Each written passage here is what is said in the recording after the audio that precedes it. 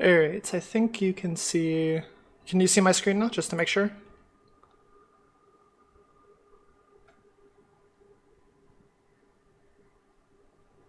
Yep, okay, you can see my screen, great.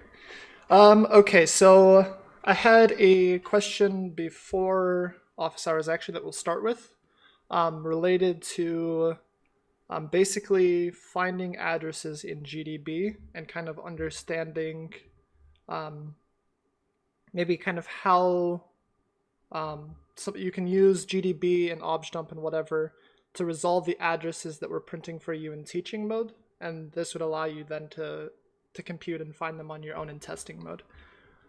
So if we start by just running this teaching mode binary, for those of you that haven't looked at the challenges at all yet, we start by printing the stack frame from before we start doing anything inside of this function. And we start, basically, the difference with this module compared to previous modules is that our teaching mode challenges actually just like print tons of information to you. Probably to the point where even in teaching mode challenges, you might not even need to use GDB. And then this all goes away in testing mode, so of course you'll need to figure out how to do it with GDB, objdump, whatever tools. But anyways, let's in this level, this is level 1. The thing to note is that we're doing an overflow where we have some unbounded read into our buffer, and then right after the buffer is this win variable. And if we make the win variable be something other than 0, it'll print the flag for us. Is basically the situation here. So if we just start by making the payload size 1, just so we can see what's going on here. In fact, like it tells you a lot of information. So like we can see here that it tells us we're writing from here, which is the start of our input buffer, all the way to here, right, which is 1 byte later. So like we compute that you're sending us 1 byte. This is this plus 1 byte. And it even tells you that this is like negative 81 bytes beyond the end of the buffer. So that tells us, right, that we're not going past the end of the buffer with 1 byte. So presumably, yeah. Anyways, so if we send our payload of just like a single A, we get tons of more information. We get to see what the stack looks like right before we're about to leave, slash do cleanup related things to the flag. So we can see right here, the 61 is sticking out on the stack. This is where our A was read to on the stack. And then we can see the status of memory on a bunch of different things. So we can see that the input buffer starts here at A0. So we can see, right, that this is, it shows this, when we're printing out the stack, this is A0, this is where A is, that makes sense. It tells us frame metadata information related to, like for instance, the saved return address, which will become relevant in further levels. It tells us about the canary, which if you don't know what the canary is, you definitely need to watch Jan's lecture videos. Basically, the canary is protecting this return address from being overflown into. And then it tells us the address of the win variable, which is what we're interested in. So we can see here is where our buffer starts. It tells us that the win variable is at EF4, so it will be halfway into here. Probably that means that this is a 32-bit value, not a 64-bit value. And then it tells us the current value of the win variable, that it's 0. Obviously, with it being 0, that means it's not going to print out the flag for us. So if we wanted to compute now, before we even get into GDB on how to solve this, right, all we need to compute is the difference between the address of this win variable, so that right there, and the address of our input buffer, which is right there. So in my challenge here, and it'll be randomized for everyone, we can see that it's 84 bytes away. So if we send 84 bytes, we won't quite be overwriting the win variable. So in fact, we can show that. So if I, we could use pawn tools, but it will just quickly generate 84 A's. So if we ran it again, and we said that our payload size was 84. We send these 84 A's. Actually, that might, oh no, because we said 84. I was worried about the new line, that the new line might get stored there, but apparently not, because we said exactly 84. But either way, we can see that the value of the win variable, even with 84 A's, is still 0. And it says that the address of the win variable is 104, right? So this is 100, and this is kind of little endian, so you can kind of think of this as just like filling from the right to the left. So we can see that if we made any of these bytes right here, something other than 0, which would make that 4-bit value or 4-byte value become non-zero, that the value of the win variable would no longer be 0. So we can see that, actually, if we run it again, and instead of doing 84 A's, we do 85 A's. So I have, we lost the copy of the A's. Hold on, let me get it again. So this is 84 A's. If we send one more, hit enter, we can see the flag gets spit out to me. And that the value of the win variable is now hex 61, which is that A value. So this is how you'd solve it with teaching mode. Of course, once we run it in testing mode, we no longer have access to these addresses, and you'll have to compute them yourself. As an aside, I think it's important to understand how to compute these yourself. One thing, though, to think about is that with a lot of these, like, maybe I shouldn't even tell you this, but we'll tell you anyways. That with a lot of these like beginner intro sorts of overflow challenges, like the trick is basically just like spam A's and then just like go from there. So for instance, if we just ran this challenge with like and sent it 1,000 A's, right, it would obviously overflow it and we would win for like all of these. But it's important to understand how to compute this address, because in more complicated levels, that won't exactly be the case, and you'll have to understand how to find these things. So let's look at this in GDB. So if we run GDB of baby mem level 1 teaching 1, actually let's look at it in objdump first. Let's do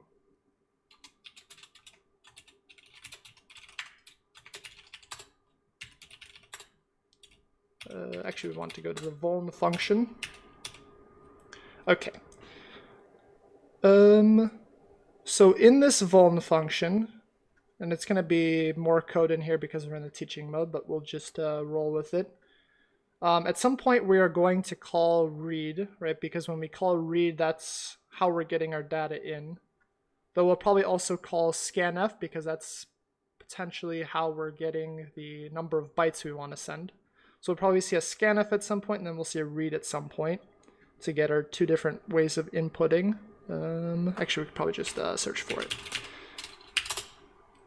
So if we see Fscanf, this is probably going to be, and we could confirm in GDB, and if you want, we can do that, but this will probably be where we read in how many bytes we're going to send. And then this finally here is our read. So this will be where we're reading into the input buffer.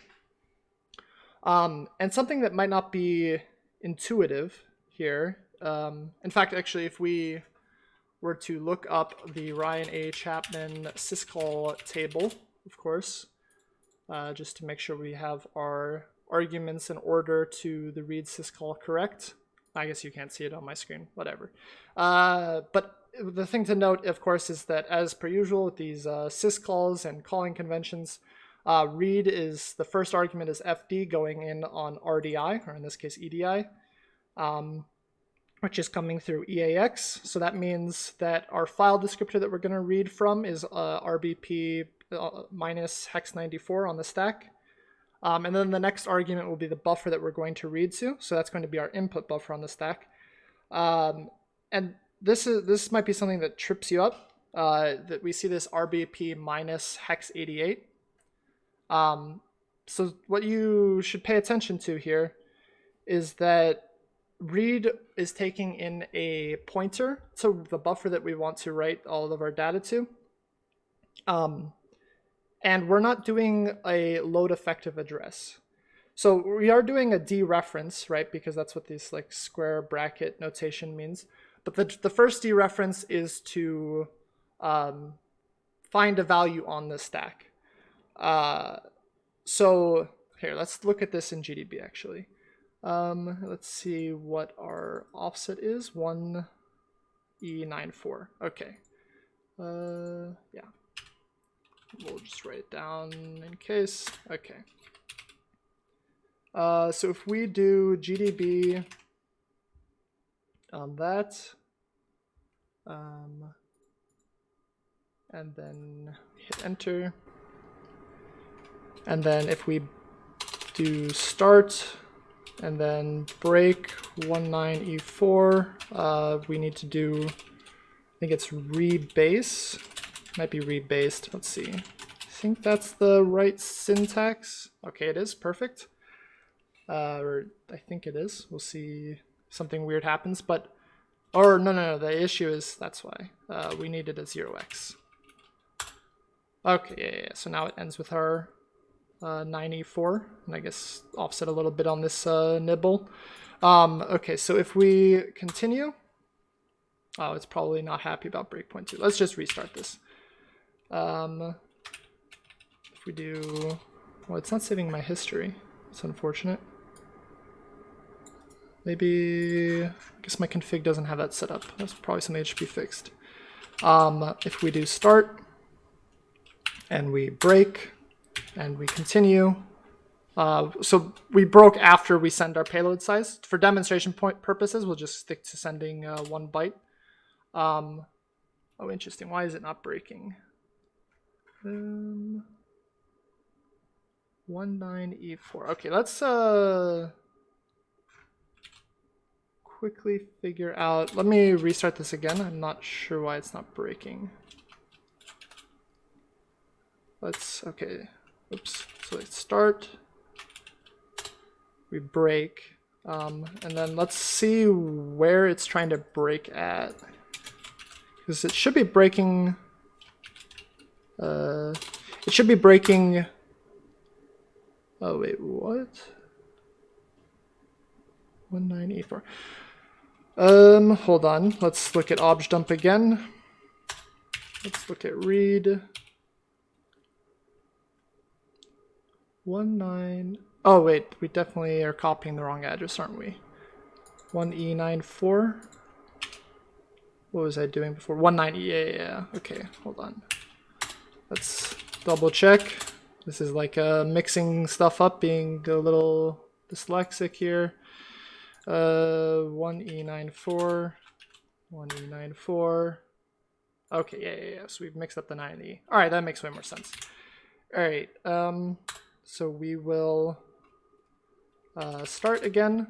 We will break, rebase, 0x. We'll scroll up to make sure we don't mess this up again. Wait, where is it? Yeah, we'll hope it's on the clipboard. It is, sweet. Okay. We will break here. Then we will continue. We will send 1 byte. Okay. We definitely just messed it up again, didn't we? Why can I not remember this value? Hold on. All right. We will remember this time for sure.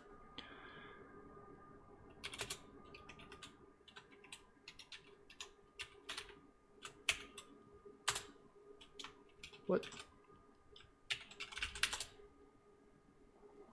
Now I'm even more confused. 1 second here.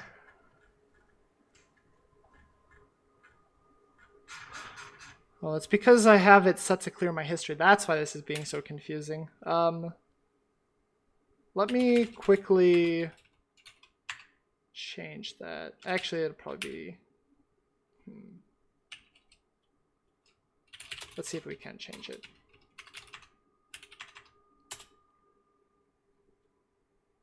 I think I have this as a symlink, but maybe not. Maybe I don't. I think we want to clear that. Okay. Yeah, that looks right. Okay. So if we gdb this,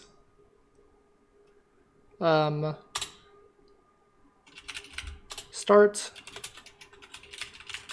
0x1. Now let's just make sure we can scroll as we expect. Still not letting me scroll? Huh. Okay, whatever. 1E94.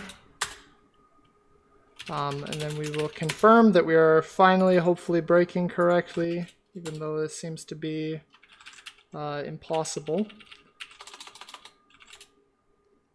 Okay, it looks like we are finally about to break where we wanted to. Man, this took forever. Okay. So we send 1 byte. Okay, we're finally hitting this breakpoint. This is great. Okay, so let's try to remember what we were doing here. And what we're doing here is trying to illustrate the multiple layers of addressing going on here in terms of resolving to where our input buffer actually is. Okay, so the first thing you might think is that the input buffer is here at RBP minus 0x88. So if we printed that, for instance, you might think that, but it turns out that this is not actually where the input buffer is stored. So if we can actually see that at this address is, in fact, another address. And if we print it as a giant word, we can see this. So whereas before, so the thing to realize here with resolving to figure out where exactly our input buffer is on the stack, it's still not letting me scroll, is that this move isn't doing a load effective address. So when we're not doing a load effective address when this read wants a pointer, and instead we're doing a move, that implies that the contents of this value on the stack is actually a pointer in and of itself. And that is where our input buffer is. So if we actually step through this to see that this is where we're about to read to and not this, so this is ends with 6.8, this ends with 9.0. If we step, we're expecting 9.0. So if we step here, and this is kind of hard with my setup with just kind of like a small monitor here with using this tool, but that's okay. And then we step again. I think we step again. And are we? We've got one more. Okay. So we can see here, and actually pwn.debug is being nice and telling us our addresses, that in fact the buffer that we were about to write to is that 9.0. So it's not the RBP minus hex 80. So it's not this address. It's at the if we dereference it, that's the address that we're actually about to read to. So this is an important thing to realize with in terms of computing these addresses for the testing mode, is that it's not you need to follow exactly what the actual address is. And in fact, if we now if we want to see where our win variable is, so we figured out that the buffer here is at AE90. If we want to see where our win variable is now, and we just kind of, rather than use objdump and fail to compute addresses, let's just pretend GDB is objdump. We're looking for some sort of like test instruction or something like that, because that's what's going to ultimately check to see if the win variable is a 1 or not. Let's see here.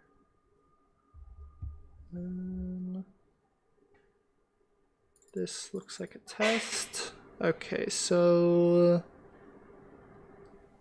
this is setting us up to jump into potentially this open send file thing. Okay, so this is probably where our flag is coming to us through. Okay, so this is probably the right test instruction, and what we're testing is set up by these two statements. And this again is doing lots of dereferencing. It's important to understand exactly which pointer is relevant here, because it might be the case that the stack actually contains the win variable, and the stack also contains a pointer to the win variable. And you want to override the win variable, not the pointer to the win variable. Though, I guess you could, in theory, overwrite, maybe, depending on where it is on the stack, if you're able to overwrite, you could actually overwrite the pointer, but that's more complicated. So let's break here as we're getting ready to do our comparison. And then continue. And it's waiting for like an A or something. And it definitely just did not break. What? Something to realize though, the first, there's some good. When we computed this this address that ends with hex 90, that we were in fact right. It agrees with the teaching mode that was the buffer. Now, why did my breakpoint not trigger?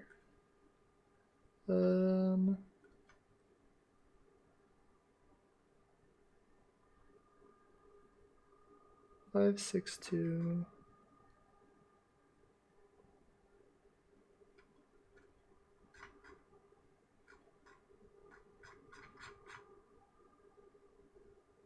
Huh. All right, let's try to do that again.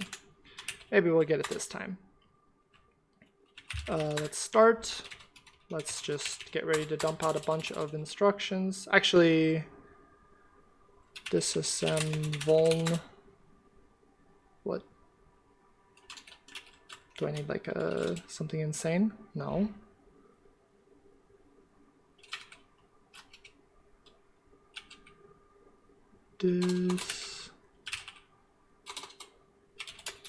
I don't know. Let's figure out.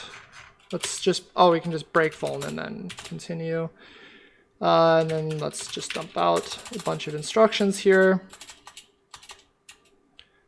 And you can see that this is why we did the reverse engineering module before this, so that you are hopefully more comfortable with using GDB for determining these sorts of things. Of course, in the teaching mode, things are easier because you might not need to use GDB, but in the testing modes, you might need to use GDB, especially if some of your underlying assumptions about things start going wrong.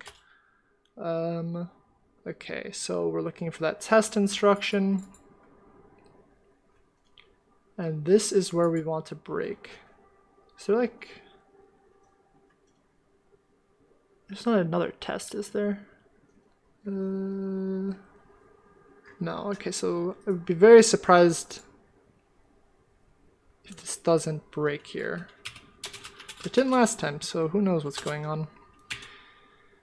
So if we continue, if we say 1A, why is it not breaking?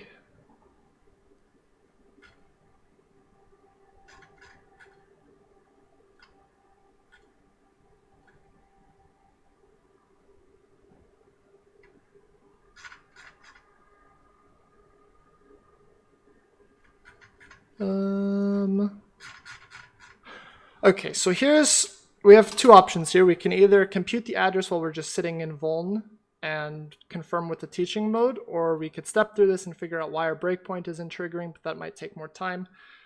So for brevity's sake, and we can go through stepping to figure out why our breakpoint's failing, maybe at the end or something if there's time. But since that might take some time, let's just do this the easy way. So, yep, yeah, you have a question?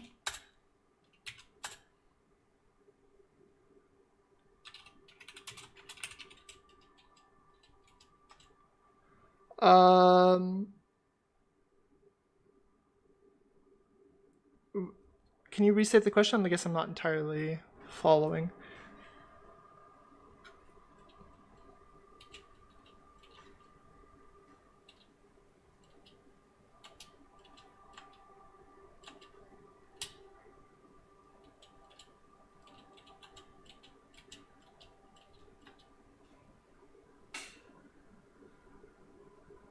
How do you know if it's a pointer or a local? It could be both, right? So a local variable just means something sitting on the stack, but a pointer could also be sitting on the stack. Does that, maybe that doesn't answer your question. What's,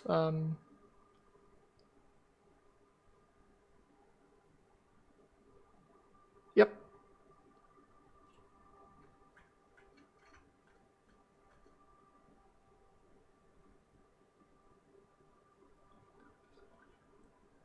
Okay, so if we get ready, so you're talking about like this situation here, in terms of how do we know if it's a pointer or a local variable?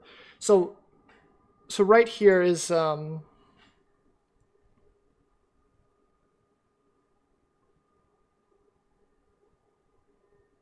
the question is basically how do we know like whether we're looking at the value we want to overwrite or like a pointer to the value that we want to, and so basically the answer to that is reverse engineering.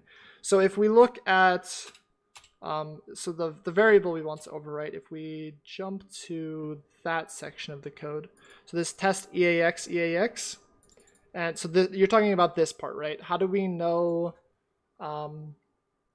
that the address we're overwriting is a pointer or if it's the value itself on the stack? And the pointer as well would be on the stack, just to clarify. Okay, so the way we can think about that is that, so in general, or let me think.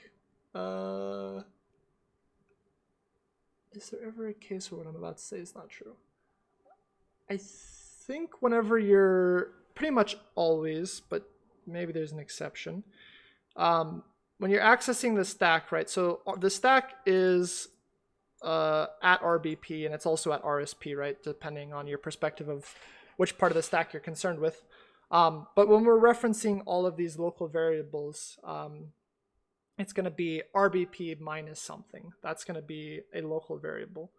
And RBP is pointing to the base of the stack, and then we subtract hex 78 to get there. So we dereference that in this first call. So we dereference RBP minus hex 78. And in doing that, we are getting, how do you think about this? So RBP minus hex 78 is an address, and that address is on the stack, right? It's a stack address. Okay, so but then we dereference that, so that means we're taking a value off of the stack, and we're moving that into RAX, right? So how do I maybe it would be easier with like paint or something crazy. Let me see if I can make OBS do something that insane. This is gonna be an adventure.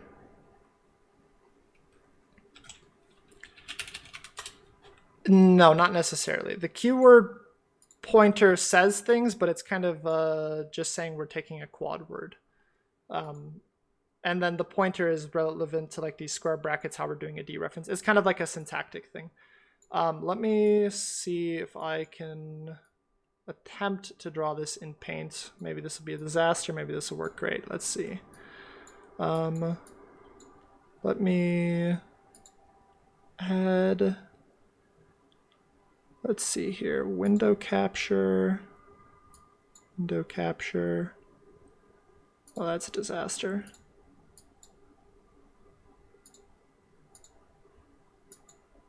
Okay, apparently doing OBS things on the fly is a really bad idea. Hold on. Let's see if...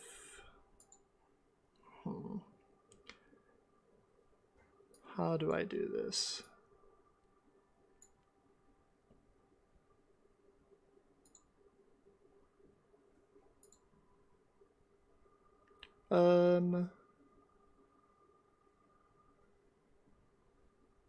Let's try it one more time.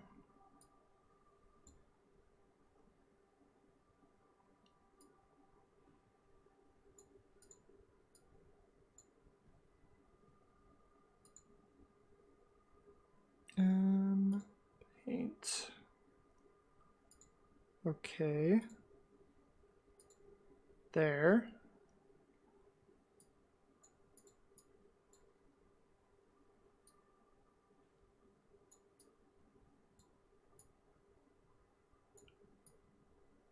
What?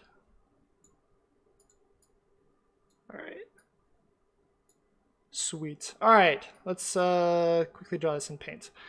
Okay, so if we use this brush, and then we look at, okay, so what I'm talking about here is getting ready to see exactly what this test variable is and where its actual location is on the stack. Okay, so if we have our stack, this is going to be somewhat terribly drawn.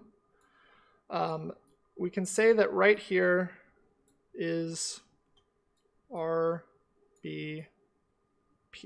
right? So this is our stack, this is RBP, we have a bunch of things on the stack. And then, so let's say that right here is actually RBP.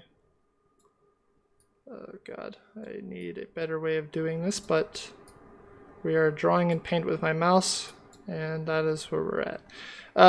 Let's say that this is, where were we? Oh, right here. This is, I guess you can't exactly see that. How do we do this correctly? I guess we can put it at the bottom and then put paint here. Okay, so then this is RBP minus 0x78. Oh God. Okay, and that this is right here, the value. Okay, so you could think of it as if we didn't do this keyword pointer dereference thing, right? What we would be moving into RAX is this actual value here, right? If you were to compute RBP minus hex 78, we'll put it in green. If we didn't do this dereference, what would end up in RAX is this green value, okay? But we do this dereference, so what ends up in RAX is actually this red value, okay? So RAX is whatever the contents is that's sitting here on the stack. You can't, really? Wait, are you serious? As far as I can tell, wait, you can't see paint? Half of it's cut off. This isn't, I'm so confused. Is it showing on Twitch just fine? Because I'm referencing this off Twitch, and on Twitch it looks like is what I'm expecting, I guess. You can see it now though, right? Just to make sure. Okay. Yell at me if it suddenly doesn't show up again. Okay. So we're talking about this RBP minus hex 78, right? That this green value, if we didn't do this square bracket keyword pointer dereference thing, or if instead we did a load effective address, right? So you can think of a load effective address, if you did a dereference and then a load effective address, they like kind of cancel each other out. So if we wanted this green value, it would basically look the same, but instead of a move, we'd be doing a load effective address. And then RAX would contain this green value. And then if we were to dereference it, then we would end up with this red value. But we don't do a load of effective address, we immediately do a move. So we get this, so we dereference this green value to get the red value. So the red value is now in RAX. Does that make sense?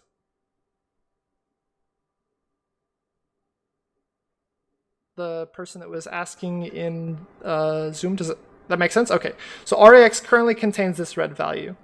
And then we go on to dereference it again. And if we're going to dereference it again, that immediately implies that red is a pointer, right? So that this is a pointer as well. It's not just like a bunch of A's, or it's not like some random data. This is a pointer. That is what red is. And we don't know where that points to just doing this statically, unless you like walked further back through the code. But it's pointing somewhere on the stack. And let's say that it points to, I don't know, right here, this blue area. So let's say, because as it turns out, that is a pointer as well to on the stack. So let's say it's this blue thing. So now we dereferenced green first, and that's what put this red value into RAX after this first move instruction. If you can see the move instructions in the test that I have highlighted on the screen. So we dereferenced green, that gave us red. So now red is in RAX after this first instruction. Then we dereference red again, and now blue is inside of EAX. And then we do a test EAX. So that is where we are finally, this is the data, right? So to hopefully in this roundabout way of answering your question, we've kind of got 3 different values at play here, right? We have green, red, and blue. Green gets dereferenced, red gets dereferenced, blue is the actual value. So if you're concerned with changing the semantics of this test EAX like directly, obviously you could change what this pointer does and that would change it as well. But if you're concerned with changing the data that's being compared, you want to change blue. So let me get rid of paint now and show you hopefully slightly more directly what I mean by all of this. Actually, let's leave paint up for just a little bit longer. Hold on, but we'll make it slightly smaller. Okay. Okay, so we're interested in, I think we're currently broken inside of vuln, and we're curious about RBP minus hex 78. Okay, so RBP minus hex 78. So you'll see here that I'm doing p/x instead of like x/x to just print it, not do any dereferences, so that this is hopefully easier to understand. Okay, so the green value that I am talking about is this thing that ends with F8. That is what corresponds to green in my paint diagram. If we were then to dereference it with, I think this syntax should work. Let's see. Let's make it a, if we cast, so we're just going to cast it to say that it's a unsigned long pointer, and then dereference that. What?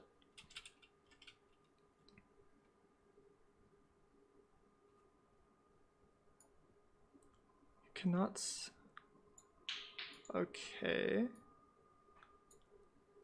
Now you see it all? Oh, interesting. Huh. Okay, I think I have an idea on why that was happening. Okay, so... Okay, well, that's unfortunate. Hopefully everything makes sense, though. So, for some reason, it's not letting me dereference this. Actually, maybe we just copied it directly. Unsigned long pointer. What?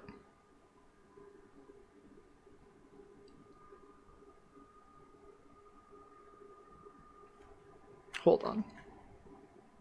Oh, we're at the beginning of the function and this pointer hasn't been initialized yet. Okay, this makes sense.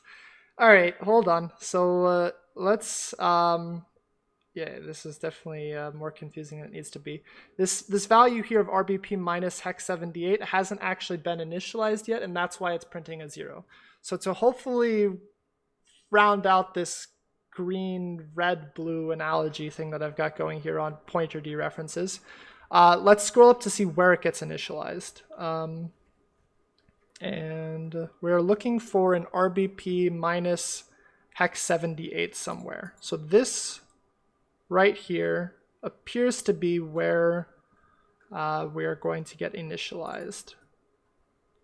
And I say that just because this seems to be the very first place where a value gets loaded into that. Obviously, after the fact, more values could get loaded in, but I don't think that'll be the case.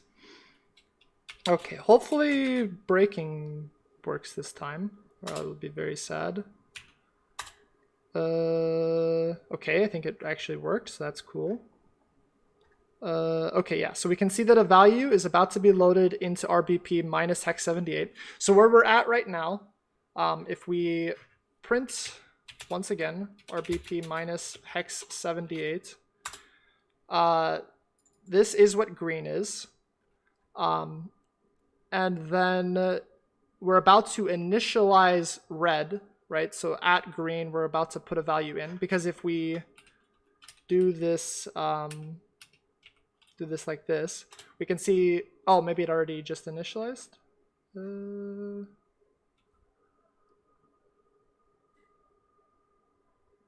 Interesting. Or is it about to be? Hold on, let's step one more time. Did that value change? It did. Okay, so somehow something also put a value in it. But either way, red is about to take on this value. Okay, so now we have it set up where green is this value, this C8. Red is this value, this 3, 4. Because we basically print RBP minus x78 and then we dereference it once and print it. And then if we were to dereference it one more time, and let's see, signed long, we'll cast it again, dereference it one more time, this is what blue will be.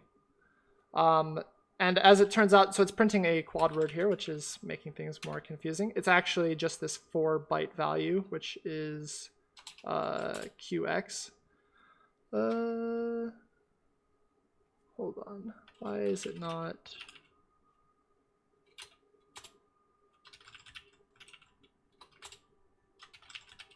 Oh, I'm just calling it a long. That's why it's not caring about what I'm saying.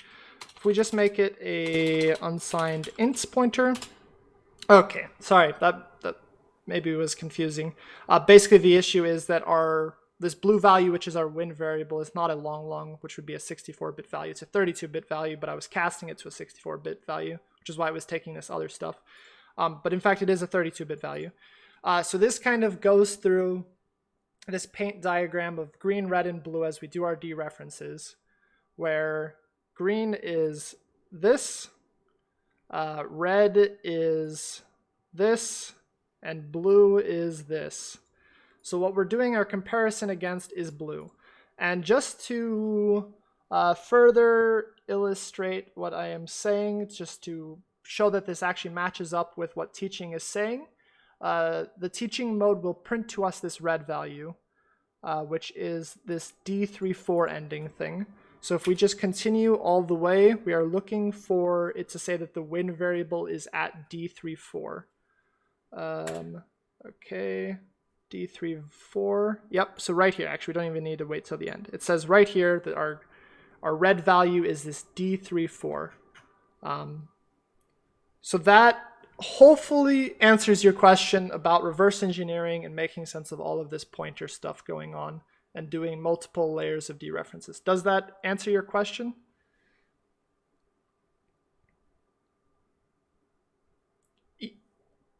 Yeah, definitely.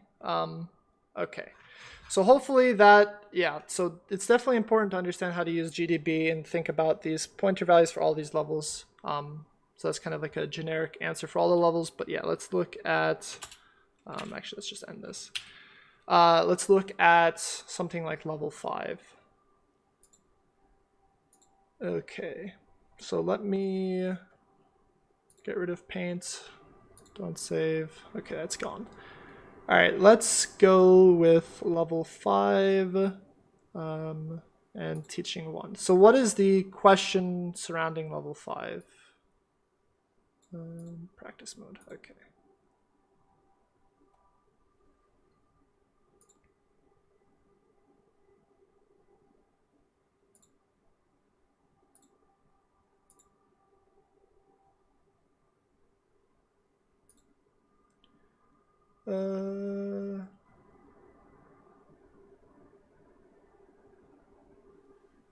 So I haven't seen a very specific question on 5, but we can kind of generically, I guess, go through what 5 looks like.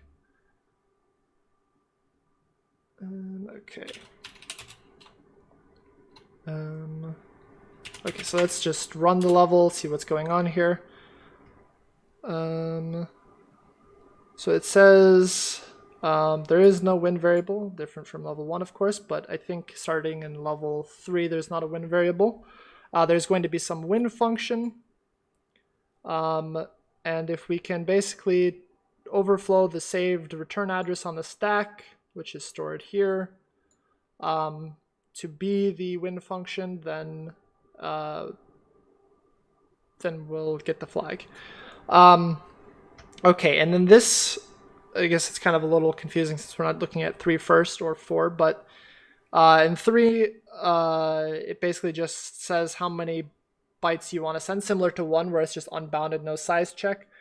4 does a size check as well, or starts a size check, and then 5 does this different sort of size check, I guess you could say, where it's basically taking 2 different values, the number of records to send as well as the size. So if we say 1 and then the size of each 1,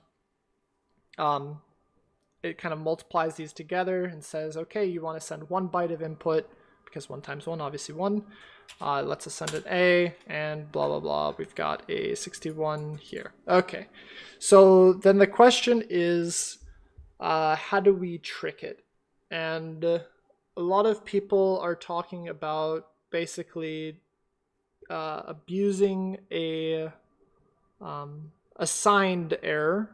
So similar to the previous level where you do, you have to pay attention to the types going on, and basically that -1, for instance, is less than our size limit, so it'll pass, but then read takes that in and treats it as an unsigned value, so we can just do as many bytes as we want effectively.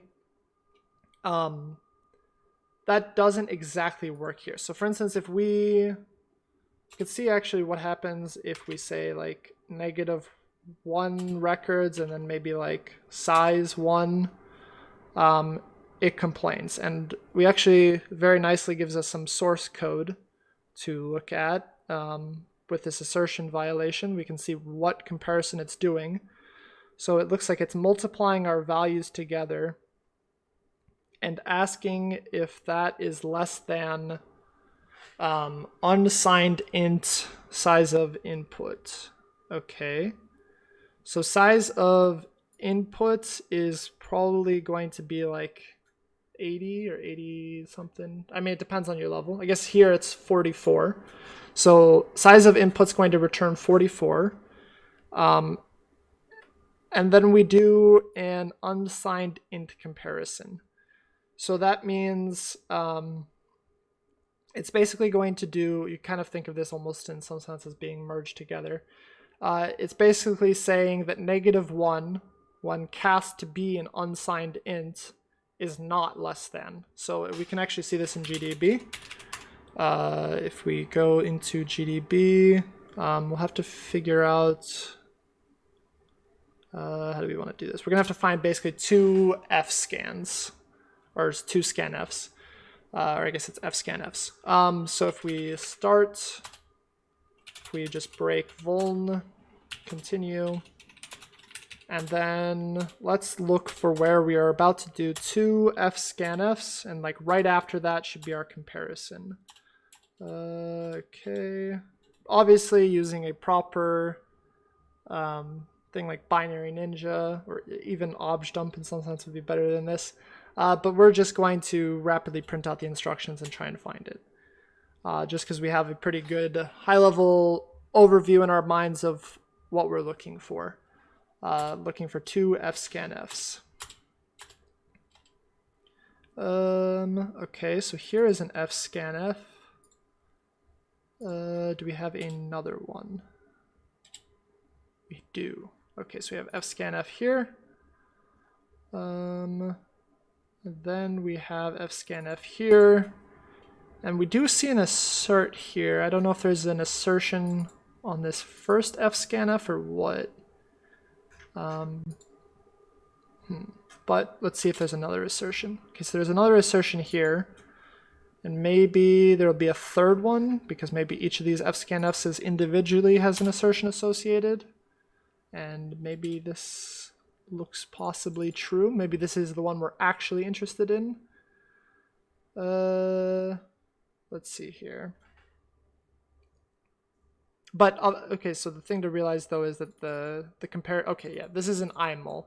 So this is where it's doing our multiplication, and then it's comparing it against 0x2b. So 0x2b, oops, we don't want that printed as hex, is 43. And if we remember before, I think, let me see if we can scroll up to our history. Somewhere it told us that the size of our buffer is 44. Okay.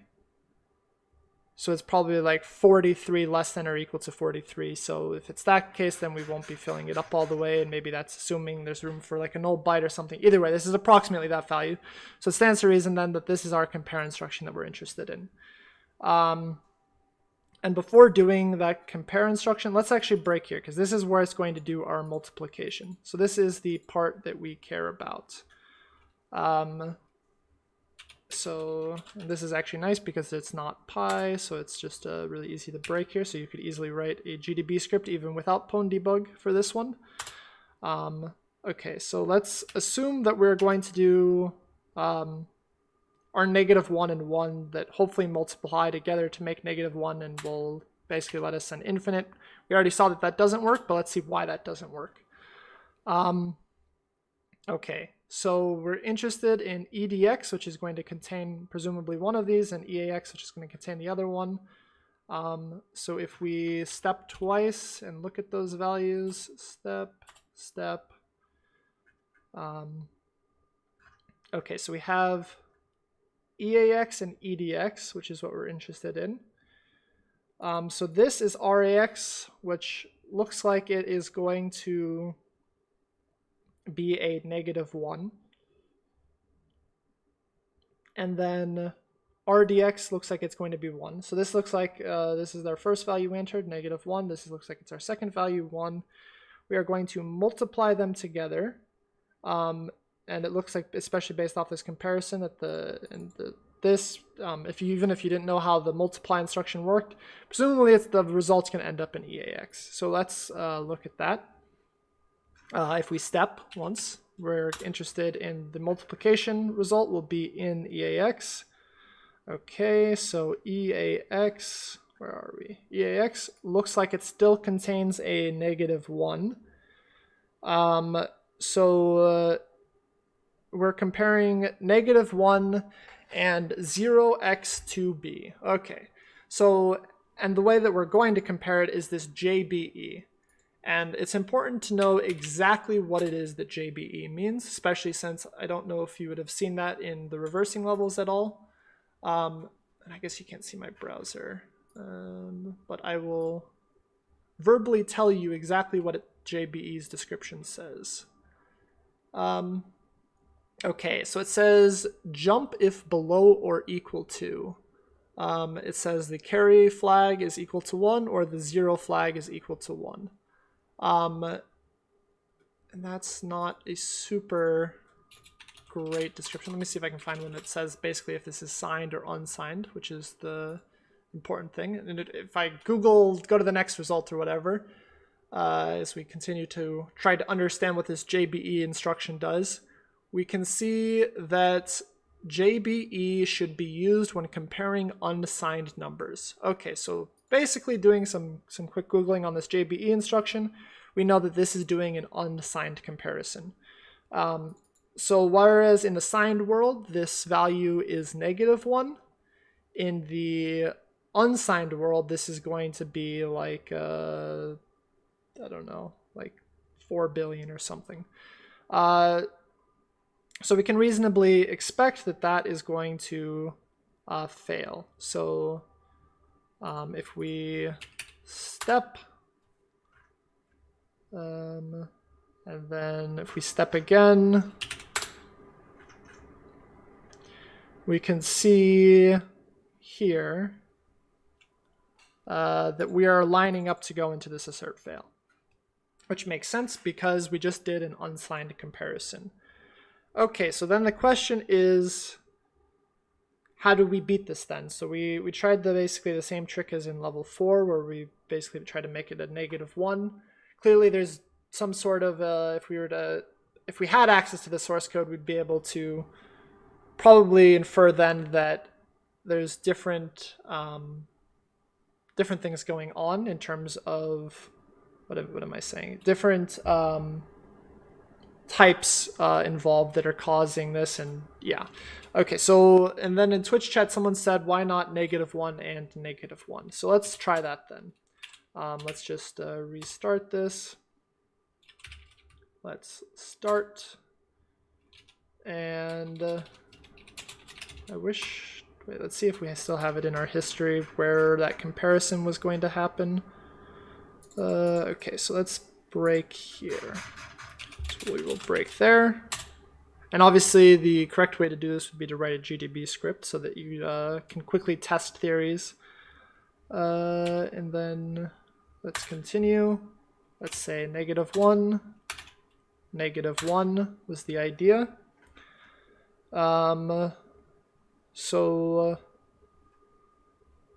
if we look, actually let's step twice again. Let's see what EDX and EAX contain. So of course it makes sense that they have two representations of -1. Let's see what happens though when we do that multiply of two -1s, what comes out. Oops. I don't know what just happened there, but okay, it looks like our multiplication went through. As you might expect, when you multiply -1 with -1, you get 1. Which means we're probably going to pass because 1, even as a signed or unsigned comparison, is going to be less than this hex 2b. But let's confirm that. Make sure our assumptions of reality aren't wrong. And there's like a nice little green check, which is telling us our assumptions about reality are correct. Okay, so now we are lining up for what is going to happen next. So it looks like an IML is about to happen again, but that just looks like it's only for a printf.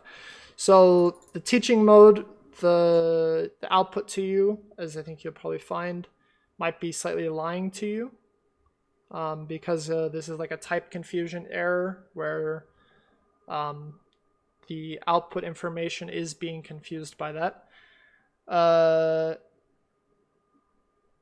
And then, but there should be, at some point, it's going to ask us, as someone said in Twitch chat, it's going to ask us basically for our payload contents, which is going to happen at a read call, or it's going to be input at a read call. So we want to find where that read call is, because that's basically the only thing we care about next. If we are going to ignore teaching mode and just see what the reality of things are that are happening.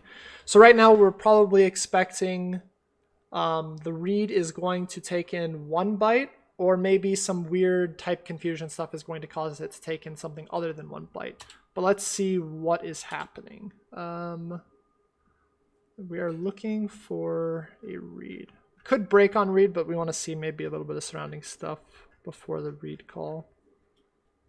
That might be useful. Okay, this is our read call. And this is, hold on. Let's just start by seeing what's going on with the read call. So let's break here.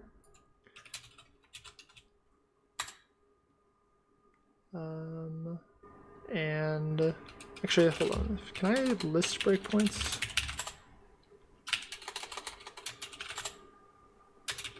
Is it B list? B? That didn't work. Whatever. Okay, so let's get to this E5. Hopefully this doesn't mess us up. Okay, it looks like we're about to call read. And what are we calling read with? We are giving FD0 as we expect. That probably wouldn't change. Our input buffer. And then it looks like it's not actually about to take just 1. It's about to take like some insane value. So like, what is happening here? And in fact, let's see what happens. Either way, GDB would fail. Let's let's see here. Let's step through it and see what happens.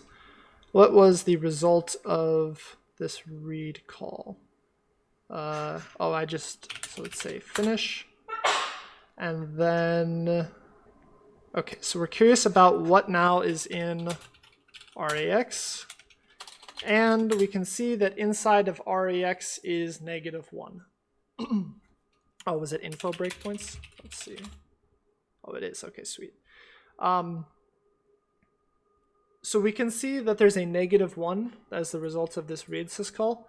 And if we were to look up like the man page for the read syscall, we would find that on error -1 is returned. And it says that errno is actually set. So let's see if we can, how do we call errno? We can probably actually do that here. Do we just call errno? Maybe that's it. It says 14. Okay.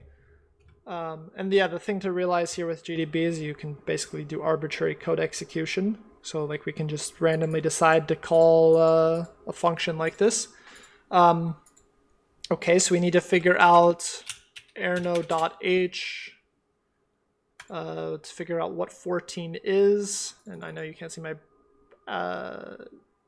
see my browser, but if we Google for errno.h and we see what 14 is, it tells us bad address. Okay. Interesting.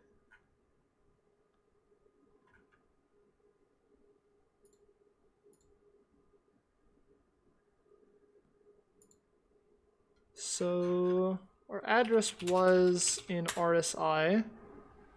This seems to be a valid address. Maybe something else went wrong. Maybe that error message isn't so helpful. But something to think about here now at this point is, why is it the case that our 1 got turned into this weird like negative-ish value? Like clearly some sort of typecasting just happened, where it multiplied together before that assertion to be 1, and then before the read it was a different value. So clearly what we're comparing against for our assertion is different from what's actually being passed to read. That's the important takeaway from that. And can we see what was being passed again? Let's see if we can scroll to it. This was there. Okay, so somehow this value came out, which looks negative. Obviously, if we look at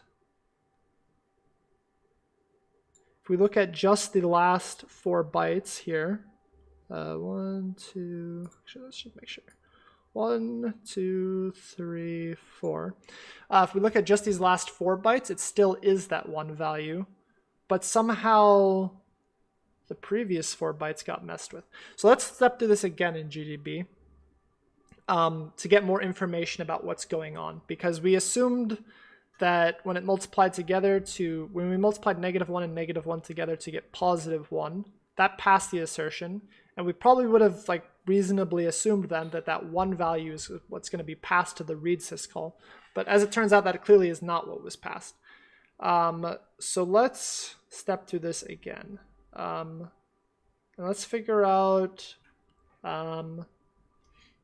let's come up with a good way to do this. So let's see here.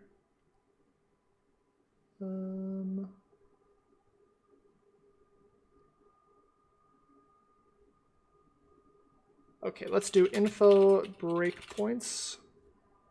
Okay, so we wanted to break here, right? Let's, I'm just thinking about in terms of scripting this so that we can quickly start testing hypotheses. Was this somewhere we wanted to break?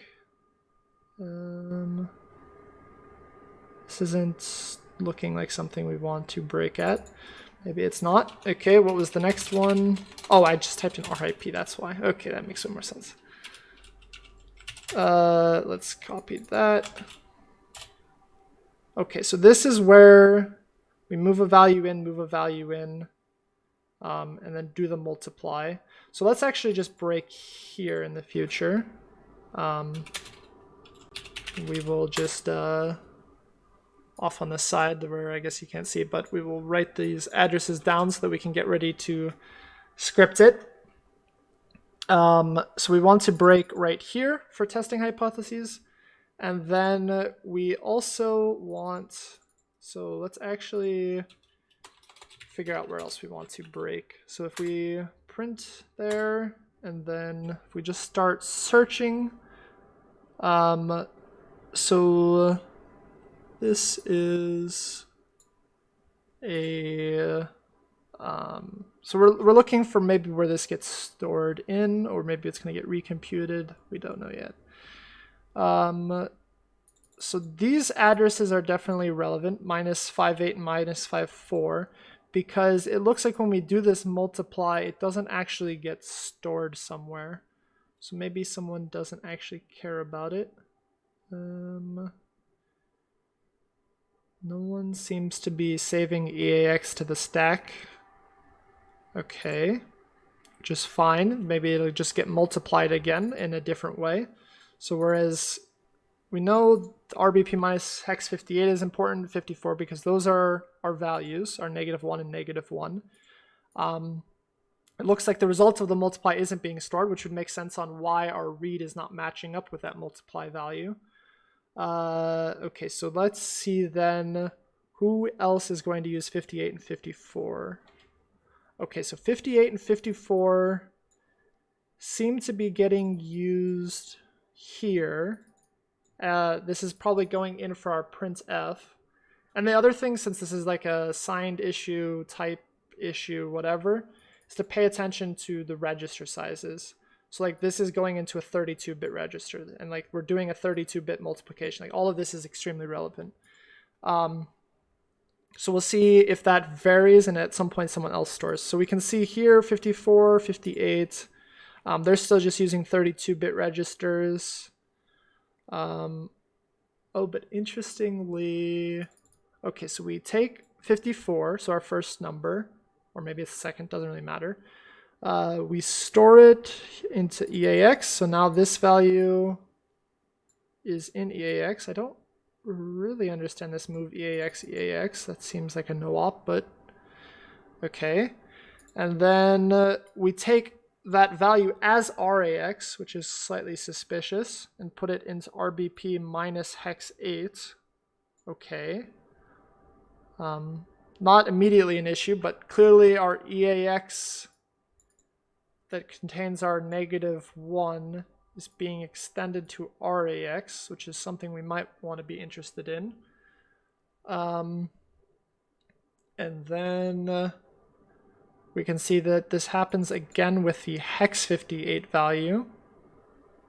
Oh, and in this case, instead of EAX, it goes EAX, EDX. Oh, and interestingly, after it's saved RAX into this, it's taking it back out. Okay. So we can see, okay, so this is very interesting, right? We can see here now, whereas before we did an imol of EAX EDX, now we're doing an imol of RAX RDX, right? So this is basically, whereas in this case we were doing this 32-bit multiplication, in this case we're doing a 64-bit multiplication. And then it goes on to printf it. So, and we'll run it outside of GDB just so you can see what I'm talking about, that this printf actually is printing something different than what this assertion error is doing, right? So we can see that there's clearly some weird type stuff going on. It, certainly, at least so far as the debugging information is concerned. What we really care about, obviously, is how it relates to that read syscall. But we can see here that after we do this multiply, that RAX then gets stored into a local variable RBP minus hex 8. So now this multiply, whereas before the multiply wasn't being stored onto a local variable, it is actually stored now. And then the printf uses that value here, puts it into RAX and then to RSI and then blah, blah, blah, blah, blah. Somehow that turns into getting printed. Okay. So either way, the thing to realize now is that RBP minus hex 8 has a 64-bit multiplication, and that is very interesting. Okay, so now we're curious though. We probably want to at least at a basic level see if RBP minus hex 8 ever gets changed. That anyone messes with that. Doesn't seem to be, but it's getting loaded here again. But that again is just for a printf, so more printing information. It's not being modified though, it keeps getting loaded. And we're interested in how this RBP minus hex 8 relates to the read syscall. Still just getting loaded for various debugging messages. It seems to be. And then here, I think fprintf actually doesn't map necessarily to a debugging information. I think these fprintfs would actually show up in the testing mode as well. But either way, it's still just output. It's not a read syscall. But finally, now we're getting ready to do our read syscall. Okay, so RBP minus hex 8 we've discovered contains this 64-bit multiplication, whereas our assertion deals with a 32-bit multiplication. We're loading that into RDX now. And RDX, I believe, we'll quickly check Ryan A. Chapman. RDX, in fact, contains our counts as we get ready to go into this read syscall. Okay, so this is where, so we discovered that the read syscall is taking in a different argument than that positive 1, that it's taking in somehow like this 64-bit value, this like negative value, whatever. And we can see now why this is happening. That after our assertion does a 32-bit multiplication, this is doing a 64-bit multiplication. Okay, so what we are interested in then, for being able to quickly test things, for instance, is this address right here. So we care about this. Okay, so I've got off on the side a little notepad thing keeping track of addresses we care about. So we previously recorded that we care about this address, which is doing our 32-bit multiplication. And now we also care about this address, which is doing, it's not doing our 64-bit multiplication, but it's what is responsible, and we saw what that 64-bit multiplication looks like, it is responsible for our read syscall. Okay, so let's use that information now to create a script. So if we do, how do we want to script this? Let's start by actually quickly running the level with -1, -1. So if we do -1, -1, we can see the issue that we were discussing before. So we do -1, -1, and then this is where we can see that insane things start to happen. Right, that clearly our 32-bit multiplication resulted in 1, whereas our 64-bit multiplication is resulting in this value. And it seems to be the case that our read syscall is not happy with this value. We want to overwrite. Yep. Okay, and then this is also that RBP minus hex 8 was getting sent here. And then it tells us you sent -1 bytes. This is because the read syscall is returning -1 to us, and that's what we're using to determine how many bytes you sent. And this obviously just indicates an error happened with the read syscall. The read syscall wasn't happy, and it didn't even pause to allow us to send bytes, so clearly the kernel received this request and immediately said, no, this is a bad idea. Okay. So -1 doesn't work. And let's see if we can start scripting this. So if we, how about if we do this? -1.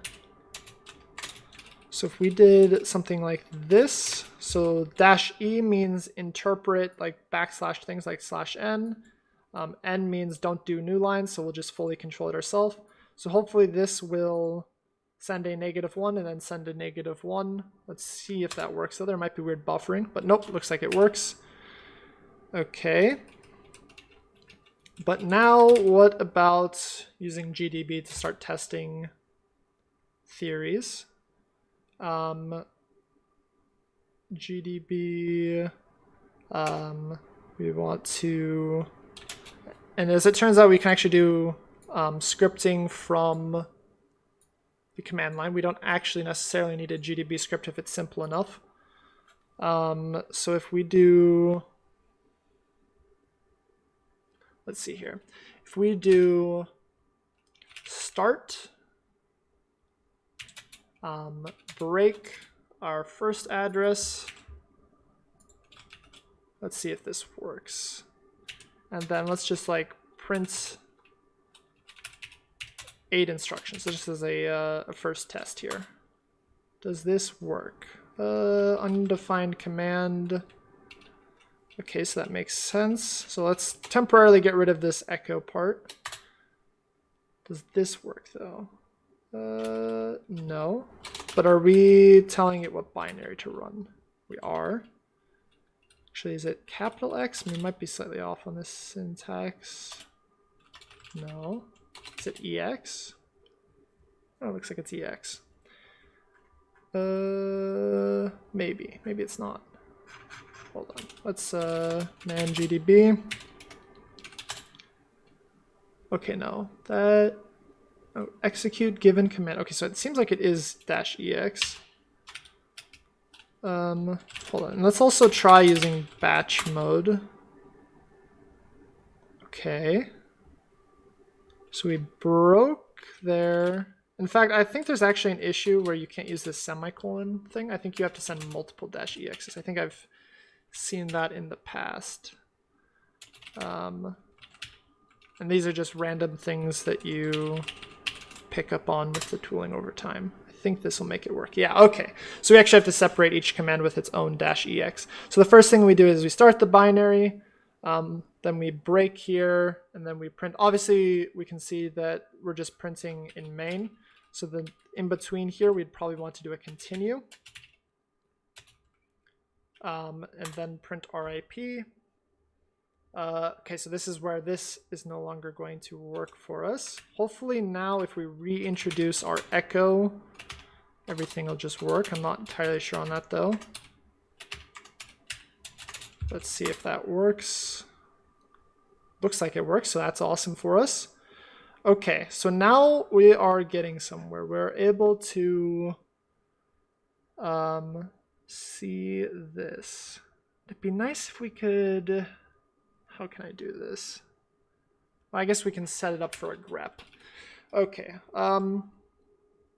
So we are curious then on...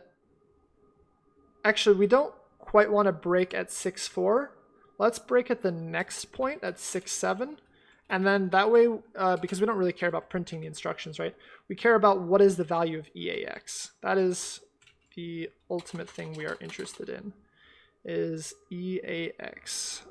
So if we now print, actually we could even call printf %d. Let's make sure. We'll have to make sure that this in and of itself isn't creating like sign typing chaos stuff. But let's see here. So now if we do that, and then I think I determined that it would be like this. Okay, so let's see if this works. Not happy with that.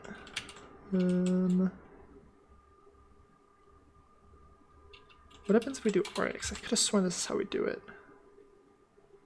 Oh, maybe actually we don't do call for printfs. I think GDB has a built-in for printfs. Okay. So something happened. We hit a breakpoint,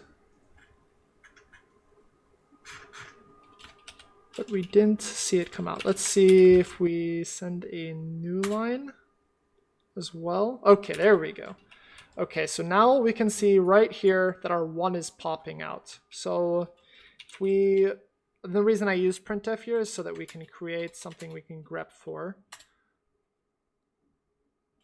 Okay, and then let's just call this like unsigned multiply colon blah blah blah. Okay, and then let's start getting ready to set this up for our grep filter. Where we just do, I think that'll catch it. Okay, so we can see now when we send this insane command line, whatever, that now we are getting information about our unsigned multiply. And then the other thing that we're interested in is the signed multiply. And where do we want to break for that? We want to, so we set a breakpoint here. Let's also set our other breakpoint that we copied on the clipboard. And this is as we're loading up the register for our read syscall here. And then let's temporarily get rid of this grep again. And then we want to continue after we do this. And then we want to print instructions. Okay.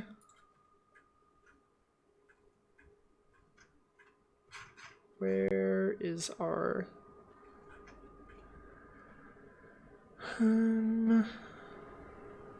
why is it not breaking? Oh, we didn't put a star or a B in front of it. So we wanted to break that address, not just tell it about a value and probably not care about it. So we break. Okay, so again, we can see this. And let's actually break again at the next instruction so that we can print out the value of RDX. Because RDX is going to contain our signed multiplication getting ready to go to the read syscall. Okay, so instead of E5, we want to break at E9. Okay, and then instead of printing RIP, we want to basically copy what we did with this printf before. But instead of RAX, and actually, in fact, just to be safe about this, because it wasn't RAX that was loaded into, it was EAX, let's return that to EAX. And then for this signed multiply, or it's not, it's still unsigned. Why are we calling this unsigned? Let's call this EAX multiply, or let's call it 32-bit multiply. And then let's call this our 64-bit multiply. 64-bit multiply. And then what we are interested in is RDX. Okay. And hopefully this will start working. Okay. And then let's bring our grep back. That. Okay. Okay, so this is not working clearly because they're both agreeing that it's 1. So let's see what's going on here. Interesting. Okay, so clearly our script is broken, but we can debug our script. So let's go back to where we were printing RIP. And let's actually take this out of batch mode now at this point. That way we can continue executing commands in order to debug our script. At least hopefully. No, because... Okay, let's try this potentially insane bashism. I think that maybe will work. Okay. And this, of course, is an insane bash thing that you can do that you just kind of pick up over time to keep standard in open. Okay, so we can see here, so we're interested in this RDX value because that's what's going into the read syscall, but for some reason our script is telling us that that is 1 when we know for a fact that that is not 1. So let's step. If we step, does it say it's 1 here? No, we can clearly tell that it doesn't think it's 1. It's probably related to our printf message. I think instead of printfing %d, in fact, let's try this. I think the issue is related. Where was our thing? Okay, I think instead of %d, what we want is %ll. Because that will, I think D is probably for int and LL will be for long, is my guess. Nope, maybe it's LLD. Oh, D is probably for decimal. Yeah, okay. But we were seeing it as unsigned, and I think if you put a U in front of that, what? Oh, is it LLU? Maybe it's LLU. Okay, so now we can see given -1 and -1, that these are the arguments that are going to happen. And then, in fact, actually probably what we'd want to do now also, since we're doing this grep thing, is that we probably don't want, or we probably want to know when we're about to succeed. So we should probably break, what? Oh, right, the stupid cat thing. Cat, this, and that. Okay. What?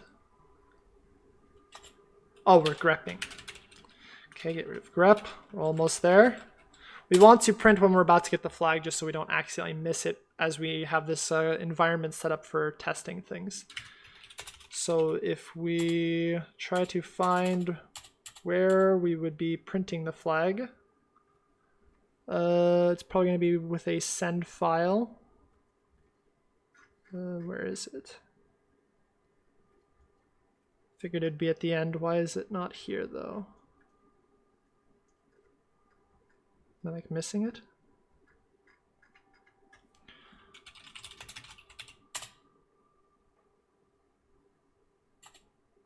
What? Okay, hold on. Let's just use objdump real quick to find the address.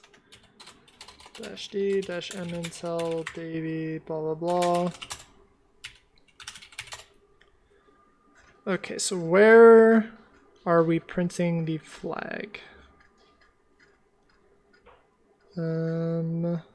We somewhere near the end here, we will call send file. Wait, why am I not just searching for send file? Send file. Call send file. Okay, so let's just break here. If we break here, yeah.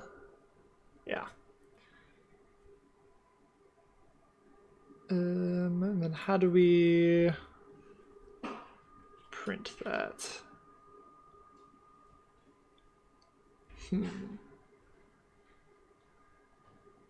It prints in win.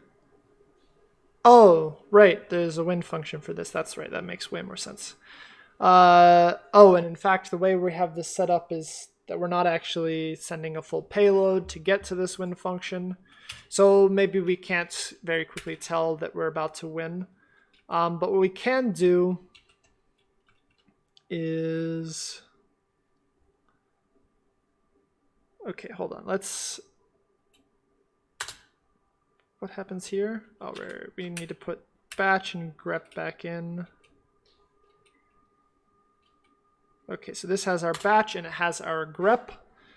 Okay, so this shows our multiply to 1. This shows this that clearly the read syscall wasn't happy with. If we made it -1 and +1, what happens? Okay, we can see that the 32-bit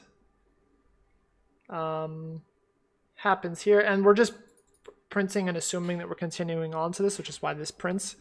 But we can see here, fortunately our grep isn't grepping against standard error as well, that we hit the assertion error. So that makes sense with our -1, +1 thing, because we're doing that unsigned thing. In fact, since we know it's unsigned, we should probably make this be U. Okay, so now we're printing this as unsigned. Okay, so that doesn't work. But now we have an environment that would allow us to quickly start testing things.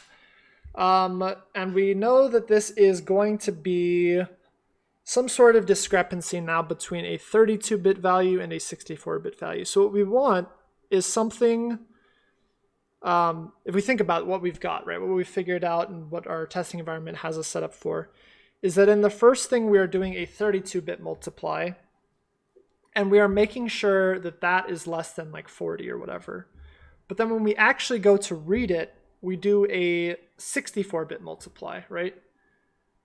So what happens then if we make two numbers multiply to like max 32-bit value plus 1? So let me show you what I mean by that in IPython. So if we, because we're trying to fool this 32-bit check and then make the 64-bit check work. So if we had like 2 to the 32 plus 1, right, like this value, like would this work? Like if we multiply this with 1, right? Now if we like converted this to be a 32-bit number, right, by just like anding with 0x ff, right, this would make it a 32-bit value, single and. That would tell us it's 1, right? So if we sent it this value, right, maybe that would be less than 30, right? Because 1 would be less than 30, but then when we go to do the 64-bit multiplication, it'll actually work. So let's try that with our quick little testing environment. What happens if we do this? And I think I have a feeling I know what's going to happen because we very early on saw other assertion statements. But let's see. Or maybe it just works. Maybe those assertions weren't checking for things. Let's see here. Oh, but it says 64-bit multiply 1. So that's interesting. Oh, so something else that we didn't check for. Okay, so here's what could be going on, just thinking about this without actually analyzing yet, is that it's possible that, so we're sending basically something that takes more than 32 bits to represent, right? But it's possible that each one of our values is being stored as a 32-bit number. So there's a very good chance that what's actually happening here is that this is being sent in as 1. This is being sent in as 1, and we're just doing 1 times 1 again and getting 1. So we could check that, I suppose, just to verify that for these demonstration purposes. So rather than continue, we will get rid of batch.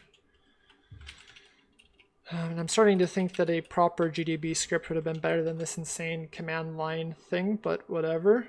And then we are not interested in continuing at this point.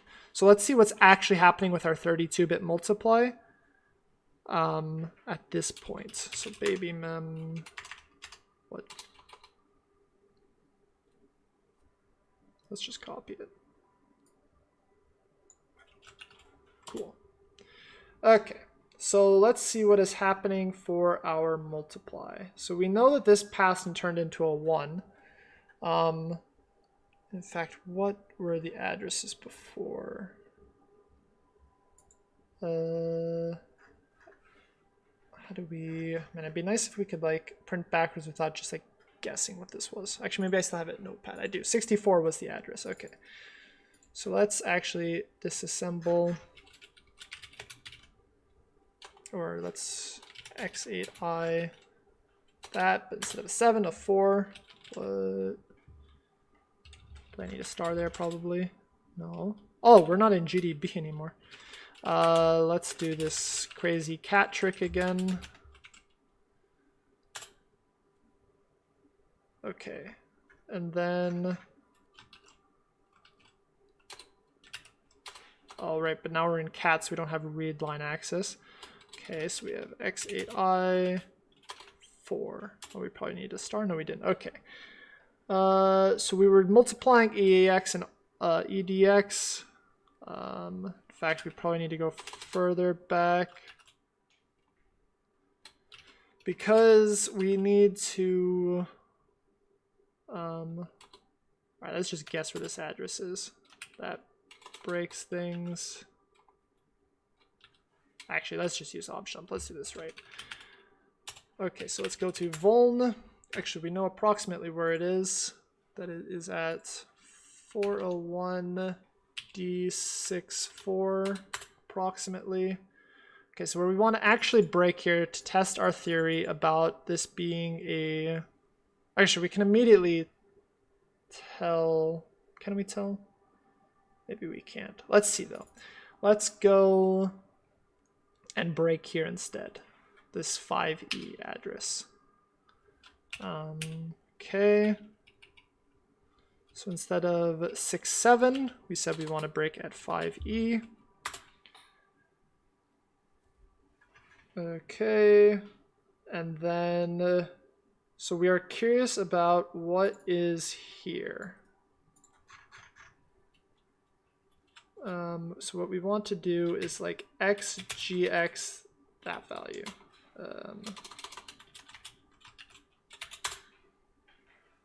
What? Oh, it's not like a that sort of thing. RBP minus hex 5.8. Okay, so it is storing it.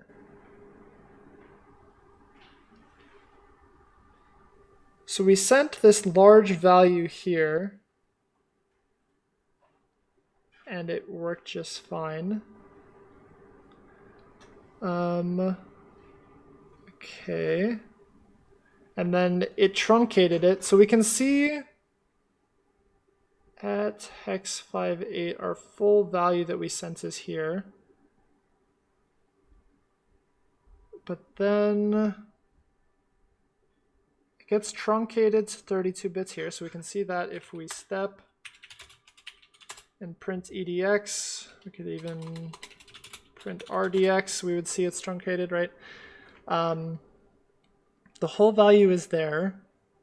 Okay, so then the thing is that we're curious about at that point is when we load in to do the 64-bit multiplication, how are we loading the value? Okay, so we're doing the exact same thing though. We're taking a 32-bit value out of this. Okay, so what we've just discovered is that the stack is correctly storing our 64-bit value that we sent it, it seems. But even when we go to do the 64-bit multiplication, it's truncating it down to this 32-bit register, right? So it's moving RBP minus hex 5.4 into EAX, moving EAX, EAX, and then making it a 64-bit value again and putting it here. So what that means is it's truncating our max 32-bit int plus 1 to be just 1. And that's why we end up with 1 times 1 again. But that is fine. We can get around that. So what we were doing before is we were multiplying times 1. We don't need to do that. If we do this, so we can give it a, how do we want to do this? Like, let's say, like this value. So like max 32-bit int, like divided by 2, that. And then we could send it 2, right? That way we have this value, which is still a 32-bit integer, and then another one. Actually, and that's just to be safe with like plus 1 or something. I don't know. how do we want to do this? 2 to the 32 divided by 2 plus 1, sure. And then multiply that by 2, and let's see what happens. Because then we would take this value times 2, and we would AND it with 0x and we would get 2 out, which makes sense. And if we wanted like 4, we would do 4 and we would get 4 out or whatever. Okay, so let's go with 4. Why not? So let's take this value with our testing script thing. Let's go back to when GDB had batch in it. Okay, this. Okay, so let's try testing this value then. And 4. And what happens? Okay, so we can see now that we multiply it to 4, and we are good to go in that sense. And then the 64-bit multiplies to this smaller number, right? So we got past the check. We've got 4, and then we've got this value. So there's a chance, though, that Reed is still going to complain. Let's see what happens if we actually run the challenge now. Let's go ahead, because it's possible that we need to get a smaller value going to Reed, but maybe not. Maybe Reed will be fine with this. Who knows why Reed is actually complaining. But nope, it looks like Reed is pretty happy with this, because just based on the fact that it didn't immediately error out, it is allowing us to send a bunch of bytes. I think if you did this in GDB at this point, as we've discussed in other things, that GDB, when it calls Reed, would probably complain at this, because it basically tries to see if like all the pages that could be written to are memory mapped, and like this is a ton of bytes, they're not going to be memory mapped. But as far as the kernel is concerned, like in the actual ground truth reality of the read syscall, this works. So we can see, in conclusion, on level 5 now, after rambling for the last forever, we can see that basically what we did is we discovered that we do a 32-bit multiplication. So we take a 32-bit number, multiply by a 32-bit number, and we make sure that that, as a 32-bit result, is less than 40, which we found input to do that. We made it before. But then it takes our 32-bit value, multiplies it by a 32-bit value, and uses it as a 64-bit value to do our comparison. So rather than the 32-bit comparison, we're actually using the 64-bit value. And if we just make it so that we have a, I think we ended up, what did we do in Python? Can we scroll maybe? What we ended up deciding on was just taking a max 32-bit integer, dividing it by 2, so that we're still, because both arguments need to be 32-bit values. So this is definitely a 32-bit value. It's max 32 divided by 2, and 4, and those multiply together to give us something in the 32-bit world, right? We can see when we multiply this together. In the 32-bit world, this is just equal to 4. But then in the 64-bit world, and we could actually, I guess, show it since we didn't show it here. In the 64-bit world, and we can see this right here, that it actually ends up being a large value. So it's not entirely clear why -1, the kernel isn't happy with that, because that was still also a positive number. Like when you did -1 times -1, which was 1, but then it became this massive number. It's possible that the kernel, let's see here actually, if I had to make a guess, I would probably guess that this plus this is like not leaving 64-bit addressing mode. Yeah, so like if you added these two together, like to compute like the theoretical max place we would read to, we would still be like in a reasonable address. But what I would guess is that if we took -1 and we ANDed it with FF, which that's to make it a 32-bit number. Obviously that's not what it is though, it's a 64-bit number. So we go FF again. and we do this, what we're probably going to see is that if the kernel was concerned about insanity happening with this operation, you can see that we are leaving, so if we cut off the 0x part and look at the length, cut off that. So that's 17, which is outside of 64-bit addressable space, right? It's possible it's not happy with that. It's also possible it does this calculation. Actually, if we were to do this calculation, let's see here real quick. Just speculating on why the -1 wasn't working. I don't know for sure, but we can speculate on it. And then we add this. I've got another theory that it's not because it's leaving 64-bit, because it'd probably do this operation in the kernel, and it would result in this value. Wait, what? Maybe it is because it overflowed. Maybe it does this and sees that there's a 64-bit integer overflow, and then it complains. That would be my guess, that in the kernel, you could actually look up the kernel source code, see how the read syscall is implemented. Somewhere it's probably being able to see that this 64-bit value is overflowing, as you can see here, because we add it together, right? We add this, and as you can see, right, we started with this, and this is obviously the -1 little endian. So it makes sense that we start with 4.8 and we wrap around and we become 4.7.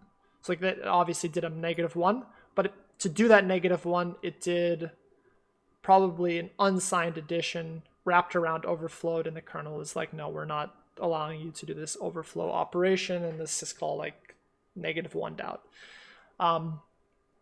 But by doing what we ended up doing, it just works because we're not overflowing. That would be my best guess in terms of what's going on in the kernel.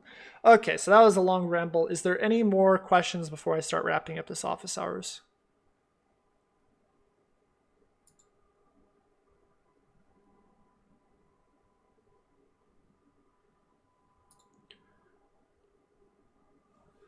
Yeah, go for your question.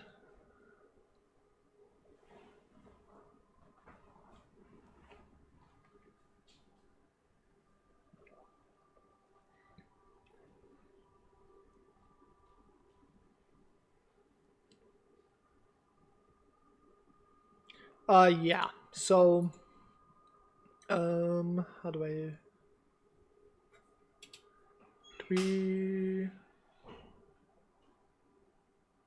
Huh.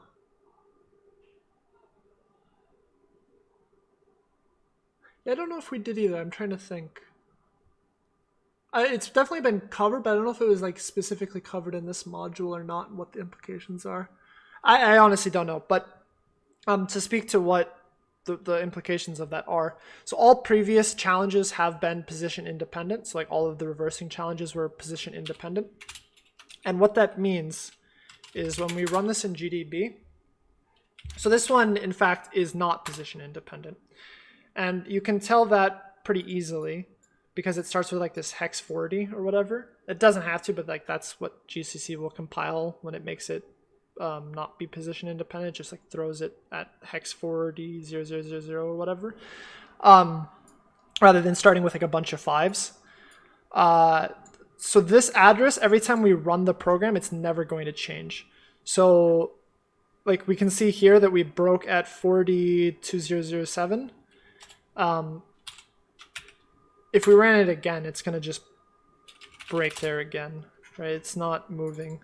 Whereas if we move to, let me quickly just launch level 1.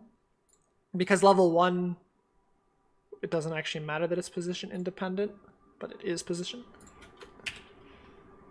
Offsets do not change. So as we will see here, so see how now instead of starting with that 40, it starts with like a larger address with like some 5s or whatever.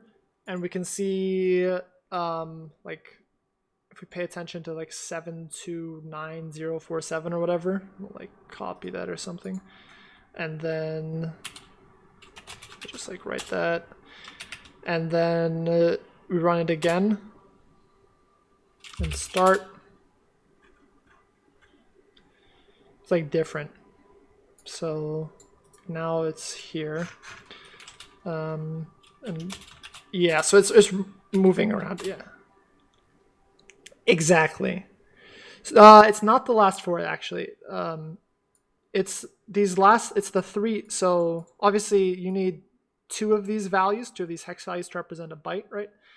And each one of these, like a hex value or like 4 bits worth of information, is called a nibble. And it's the last 3 nibbles that never change. So these don't change, but you can see like this 4th one did change, right? So like halfway through the byte does change. But the offsets are always going to be the same. And these last 3 parts aren't going to change either. And that's like a page's worth of data. So it's basically, it moves it around page aligned. And I think the levels talk about the implications of that. Does 5 talk about it? I don't think it strictly matters, or is that true? Let me think here. I think 3, right, is the first win function challenge. Let's see. But I think it's not position independent. Let's just look. So level 3, it says this binary is not position independent, which means like that security mechanism has been turned off. Whereas if we went to level 5, actually I don't think 5 is either. So let me confirm that though. 5 SSH. This level 5. Yeah, it also is not position independent. But eventually it will be, and I don't know exactly when that happens. Let's see, like certainly by 13 I would expect it's happened. SSH baby. Yeah, it didn't tell us anything about it changing or that it was disabled. And if we ran it, we can quickly tell in GDB. If we start, yeah, so if its position independent is turned off, but actually, 13 doesn't have a win function. Hold on, let me go to exactly the level I'm thinking of where this is relevant, because the walkthrough actually tells you exactly how to deal with that. Because the walkthroughs for these challenges are a lot more helpful than previous ones in terms of like basically in some sense giving you the solution, or at least a very big part of the solution. When does pi turn on? Let's see. Level 7, it seems, turns it on. Okay, yeah, this is the one I was thinking of. So let me switch to level 7, teaching, and you'll see what I'm talking about with this like helpful information.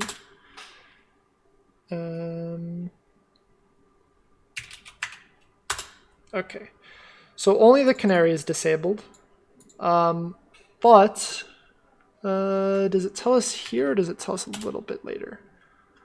Okay, it tells us here. So it gives us tons of information. It talks about that, how I said like the last 3 nibbles don't change. So that means we know the last 3 nibbles, right? But the solution to that when you're trying to put the win function onto the stack is to not actually overwrite all 8 bytes of the return address. You can just overwrite, for instance, like the last byte, right? And that'll make it so that this position independence doesn't matter. But more likely you're going to need to overwrite the last 2 bytes. But as this thing kind of talks about, and you'll have to read through this and kind of internalize and understand this, is that you need to overwrite the last 2 bytes in order to make it become the win function. But you don't actually know the fourth nibble in terms of what its value is going to be because PIE is going to be moving it around. But however, as this talks about, we can just run it like 16 times, right? Because it's just randomizing every time and you just guess what it's going to be. So you just arbitrarily guess that it's going to be like a 0 or whatever, like, or like an A or whatever value you want to guess that it is. And you run it like, let's say 16 times. And there's a significant chance that like in those 16 runs that you'll have guessed it correct. So the solution is to not overwrite the entire return address, just do a partial overwrite. And then since that fourth nibble is going to be randomized, you just run it multiple times until you get it right. Does that make sense?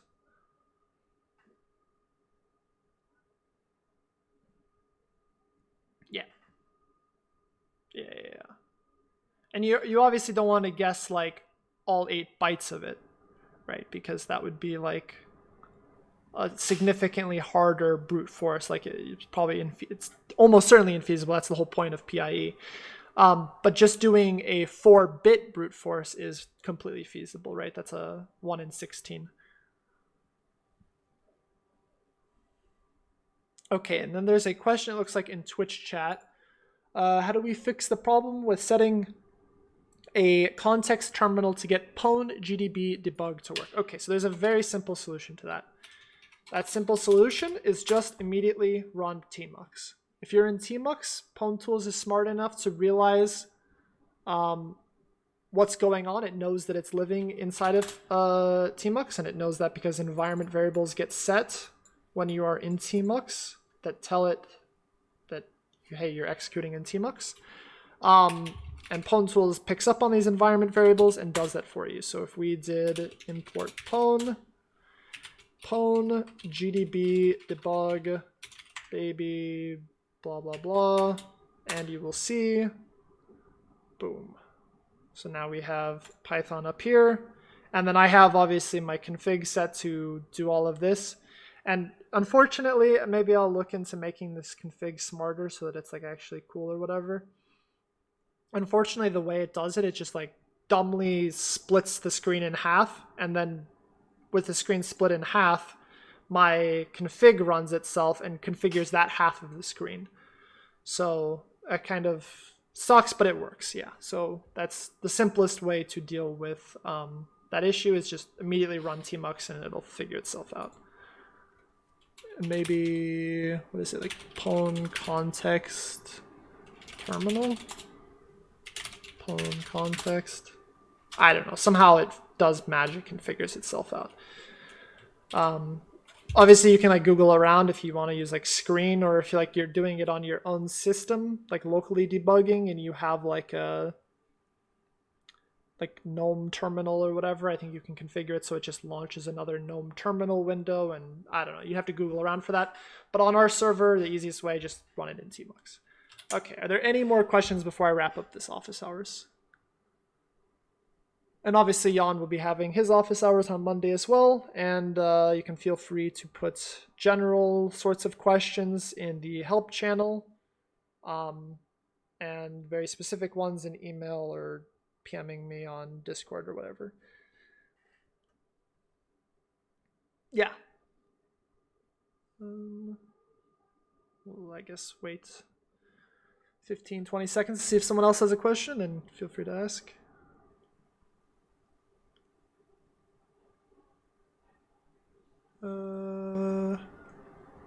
Doesn't seem so.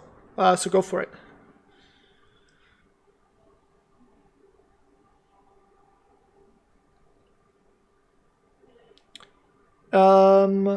I believe that is only done in the last level. Actually, I think Jan added in another level where something like that might happen. Either leaking, I don't know if you leak the stack canary or brute force it. It's definitely the case though that you have to brute force the stack canary in the last level.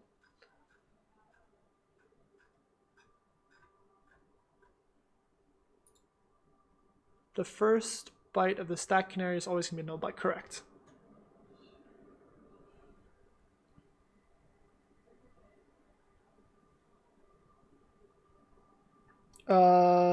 Potentially, yeah.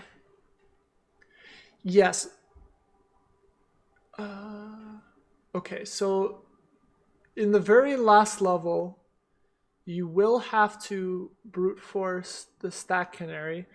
And in general, you can't actually brute force a stack canary because every time you run the program, a new stack canary is generated.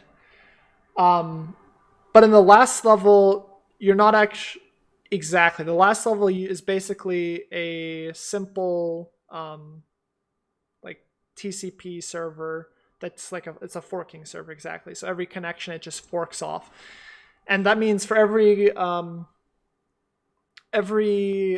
connection you make to it, it's not actually running the program again. It's just calling fork, and that means the stack canary is not changing. And if the stack canary is not changing, so what it would look like, let me kind of high level overview demonstrate it in Python. So like let's assume that our canary was like 0, 0, and then ABC, and then D, E, F, G, or whatever, right? So this is like potentially what a canary could be. So we know the very first byte. So if we're forced, and I think it's only the last level that's going to force you to do this. I think there's other levels that have the canary enabled. So like there's one where you actually end up skipping the canary, and all of the walkthrough information kind of describes, at least at a minimum, at a high level of like what this approach looks like. So you might be able to, for instance, rather than just like overflow all the way through, you might be able to just skip the canary, like because it's like a index-based thing that allows you to just like jump over it, and obviously you can skip it in that way. But in the case of the last level, you will, as you start to overflow it, obviously you'll be able to be successful in overflowing this null byte, right? You as you overflow the canary, if you just overflow one byte of it, as long as you make that one byte a null byte, everything is going to work great. But you don't know what A is, that this byte is. It could be any of the 256 values. So what you would do is that you would send all 256 possible values. So you're going to end up generating a payload. So on the first run through, so like let's say our payload is like A times 100, and then like plus canary guess, and we don't have that obviously defined yet. So let's say our canary guess is, we know this one, and then let's assume, let's guess, I guess we should say, or actually let's do it this way. Let's say canary guess equals this. So this is what we've computed so far of the canary. So we know for a fact that this first one is a 0. So what we're going to do is, let's say we overflow 100 A's, and then the next thing on the stack is the canary. So far we're not going to crash because of stack smashing detected or whatever from the canary. But what we can do now is send another 0. And we have there's a probably reasonable chance that this is going to crash it, right? It's going to tell us stack canary, or it's going to tell us stack smashing detected because you were wrong. But it's forking, which means that we can just guess again. So we just guess 1, and then we guess 2, and then we guess 3. And it's not changing. Every time we run it, it's going to stay constant. And eventually, we are going to guess A. And it's not going to tell us stack smashing detected. And when that happens, we update our canary guess. We say we found it. It also includes an A. Okay, so now we've figured out part of the canary. So what do we go and do now? Now we guess the next byte. We guess it's a 0. Wrong. Guess. Wrong. Guess. Wrong. Eventually, we say A. Again, we're wrong. But then we guess B, and it says, guess what? We didn't crash. We didn't detect stack smashing detected. We update our canary guess to be including B. Now we've got 3 bytes of the canary, and you keep repeating this until you have the whole canary. And that is exactly what it tells you in the last level. Does that answer your question on brute forcing the canary? Okay. Yep. Okay, and I think it's just the last level where you have to do that. There's going to be other levels that have tricks related to the canary, like skipping over it or like maybe leaking it out or something. But I think it's just the last level that actually requires this this to happen. And obviously, you're going to want to use a pwn tool script for doing this because you're going to be doing thousands of guesses in brute forcing. But it's a smart brute force. So like when people say brute force, Like when people say like, oh, the solution is to brute force, what they mean is that it's a smart brute force. So for instance, when we were talking about with PIE being on and like, oh yeah, it's just brute force it. It's like, no, it's not like just this dumb brute force, right? We've got a 1 in 16 chance of being correct. We can brute force 16 times just fine. And in this case, we're not guessing the entire canary, right? All in one shot.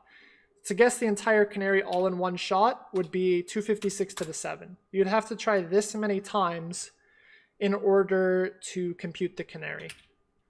Like that's your odds, like 1 in that. That's not going to happen. That's a dumb brute force. Smart brute force, instead of making it a to the 7, we make it times 7.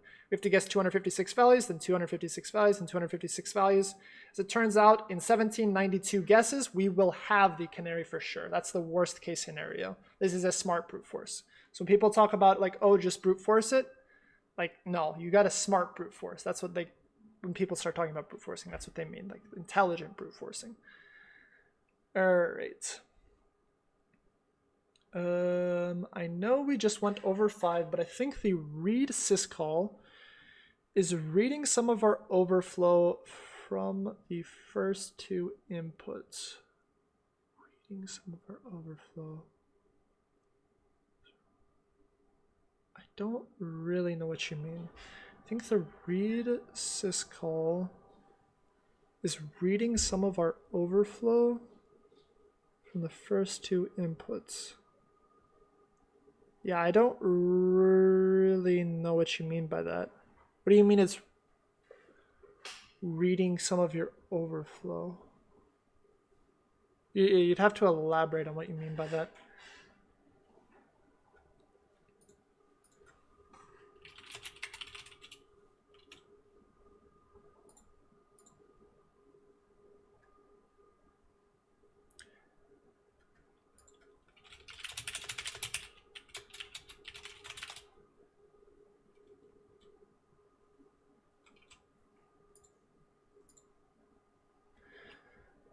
So like we needed to overflow the buffer, but not corrupt the read syscall.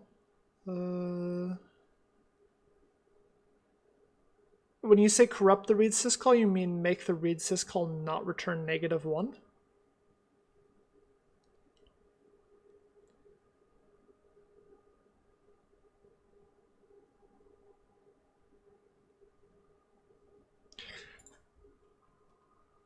So we needed to overflow the buffer. Okay, true. So, I mean, I guess my question is, so we need. So we've discussed now how previously how to make it not return -1, right, and allow you to read a bunch of bytes. Let me quickly go back to level 5. Level 5 teaching 1.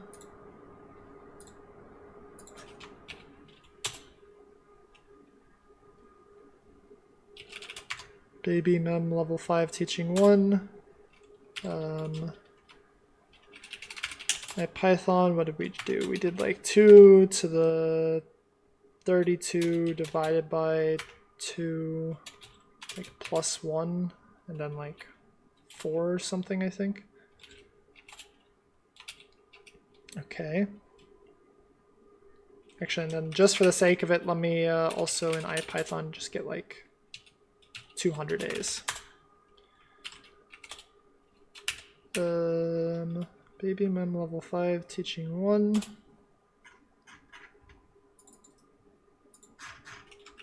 This 4. Oh, it's complaining now. Did we do something wrong? Actually, let's run it again. This might be because this overflowed. It might be slightly off. I think this approach might be slightly different. It might fail sometimes because we saw this happening, and that like the 7F turning to an 8-0 sounds potentially like something the kernel might cry about. But that would probably be because the stack was especially close to the boundary, so let's try it again. Was it on my clipboard? No, it wasn't.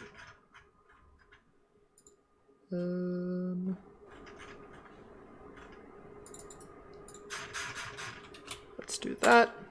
Let's do that. It's complaining again. Was I close? Let's just make it a 2 instead. That probably is safer. Okay. And then if we send 200 A's, do we have those somewhere? Okay, we send 200 A's. Okay, so now we can see that we're like overflowing the stack. And the address of win is this, but we made it that, so obviously just clean it up so instead of that, it's that. Yeah. So when I was doing the max int divided by 2 and 4, I've got a feeling that 4 is probably dangerous, just do 2 or something. If you make the address go too high, I think the kernel's going to complain. I'm guessing that once we break this 7F boundary and go into this 8.0 boundary, that, yeah, the kernel's going to just be pissed. Okay, I am going to end my office hours now. If there's any more questions, just feel free to email us, use the help channel, or direct message me on Discord. All right, goodbye. Yep, no problem.